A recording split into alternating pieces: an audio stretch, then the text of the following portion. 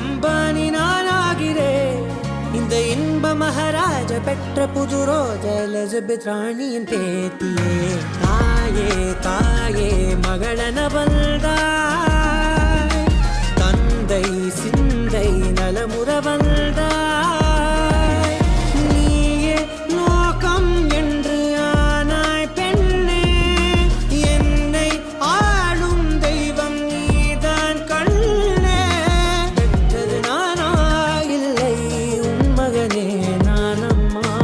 தாயே தாயே மகளன வந்தாய், தந்தை சிந்தை நலமுற வந்தாய்.